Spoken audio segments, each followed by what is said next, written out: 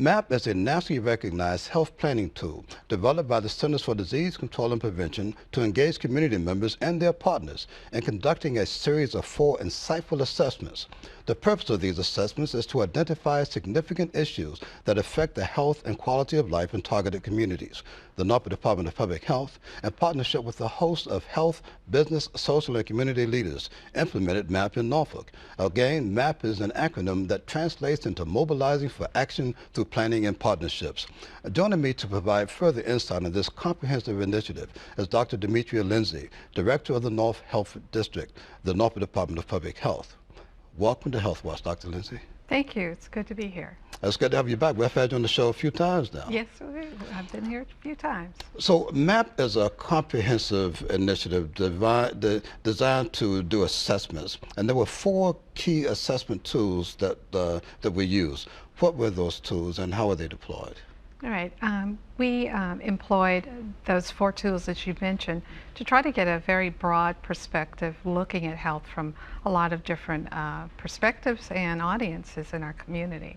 They included the Public Health Systems Assessment, the Community Themes and Strengths Assessment, Community Health Status Assessment, and Forces of Change.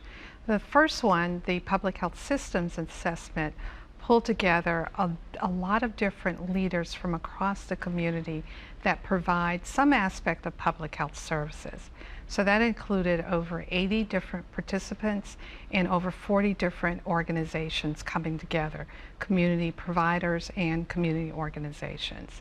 And we looked at the types of services that the Centers for Disease Control defines as essential for providing the basic essential services that promote health in a community. And those are called the 10 essential services.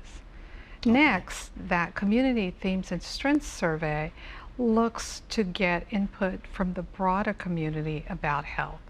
And it basically starts a dialogue with the community, asking them about their thoughts about health. Some of the questions are general that may not look like a question related to health, but it all contributes to health.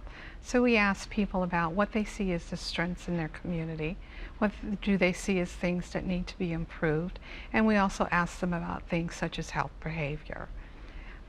Thirdly, we looked at community health status by looking at different types of data that come from our community to look again at what are the morbidity and mortality rates? What do the numbers tell us about health in our community? And fourthly, the forces of change begins to look at outside factors that may impact health, that may not be directly involved in our community regarding health, but may have an impact on health. So we were very excited, for example, with the Community Themes and Strengths survey, that we had such a broad participation from our community. We were hoping to get at least 300 responses, and we got almost 2,000 responses showing a strong interest in our community in this issue. Yeah, I remember those were some very nice surveys and a great distribution with a lot of people returning them. Yes, and we sought their input by a number of different ways, online, door to door, written surveys. However, it would make it easy for people to participate in the dialogue. Now, these assessments, again, they were comprehensive assessments that help us identify and prioritize significant health issues that affected, again, the quality of life. There were 8 of these key issues. What were these key health issues? The significant, the ones that were identified, yeah, the findings. Yes. Okay. Yes. Well, the first one that really rated significantly higher than the others across all participants in our community was safe communities.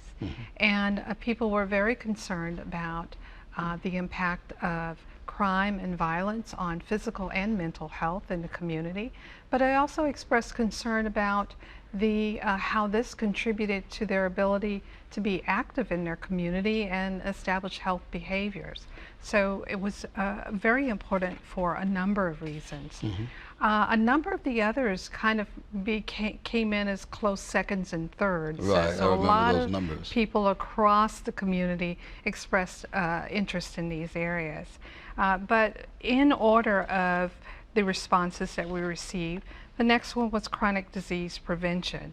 And if you looked at the health data from our community, we have a significant burden of disease, injury or disease and death related to chronic diseases. And this was reflected not only in the data, but in the responses to the other surveys.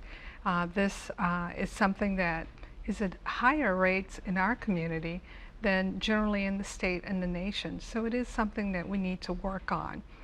These are conditions that are largely preventable, and we can take action to improve the health of the community by addressing them. Thirdly, mental health services were recognized as an area in which there is a significant need of more resources for people to seek help. A lot of the community, the general public, as well as our healthcare providers, felt that this was an area that we needed to focus on. Fourthly, workplace and economic development was recognized as an important issue. We don't necessarily think of that as a health issue, but being able to have a job and bring resources home to support the family and individuals is very important for promoting health. Next, sexual health. If we look at our data regarding sexually transmitted diseases and teen pregnancy in Norfolk, we have significant problems with this issue. This is a behavioral issue. It is also an issue that is impacted by education, and it is something that our community recognizes that needs a significant focus in terms of prevention. Also, we have very high infant mortality rates in our city, and that is also impacted by sexually transmitted infections. Smoking, drugs, and alcohol were recognized also as an important issue that we needed to address in our community. And I think many of us recognize that that's an issue that impacts our crime rates, but also impacts the productivity of our citizens and their potential for remaining healthy throughout their lives. And also access to health care, and also foods, exercise, and other resources that enable people to remain healthy. So we grouped all of those things in terms of access into one category. For example, in some areas of our community, people may not have easy access to healthy foods or access to places where they can be active and exercise to promote their health. They may also have difficulty getting to a physician for care, and all of those things factor into whether or not we have an opportunity to maintain a healthy life. And lastly, improve collaboration and communication among partners and the public.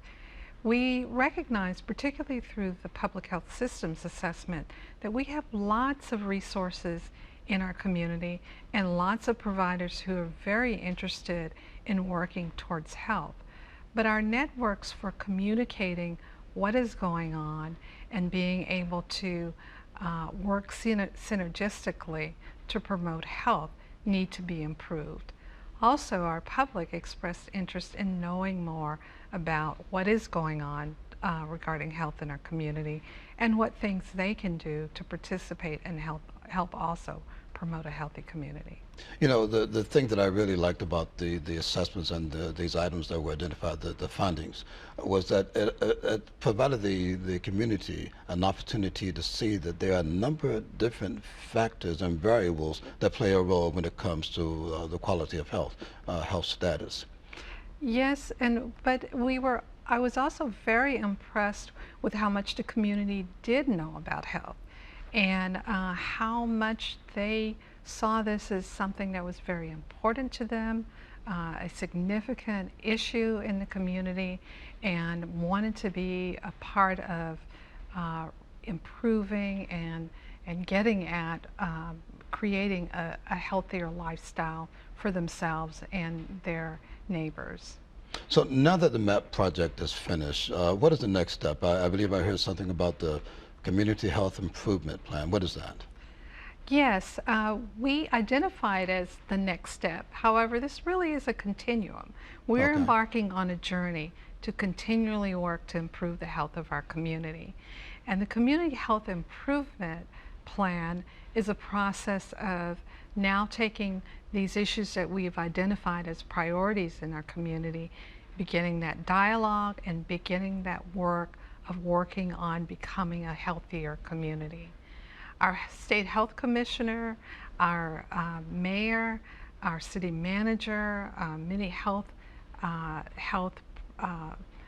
advocates in our community, including the health department and our community, have said health is important. Now, how do we begin to address these issues? So we will continue to dialogue with our community and our advocates to start identifying strategies to work towards addressing these issues. Then it becomes a continuous process of assessing how we're doing, whether we're achieving improvement and continuing on with that, or adjusting to have the effect that we want to have. So this is now an ongoing journey of continuing to work towards a healthier Norfolk. The state of Virginia has identified as a goal that we want to become the healthiest state in the nation. Norfolk is saying we want to become the healthiest city in the healthiest state in the nation. I think that that is very possible. Of course, we have a newly elected mayor in the city of Norfolk, and I know that he's genuinely interested in improving the health status of Norfolk. Yes. Dr. Lindsay, it was very nice to have you come back on the show. I'm delighted to have you come on and talk about this very important topic. Thank you for joining me today. Thank you. It's great to be here, and I also want to thank all of our partners, health providers, as well as the public, in becoming a part of this dialogue. And we want to continue to keep everyone up to date and as much a part of the process as possible. Well, again, thank you very much. Thank you. So that does it for our first segment of today's edition of Health Watch, but there's just a tad bit more that we'd like to share with you about the MAP initiative. We're going to take a bit of a break now, and when we come back, I'm going to tell you about the Photo West project, a very special component of the MAP plan. See you on the other side of the break. By now, you've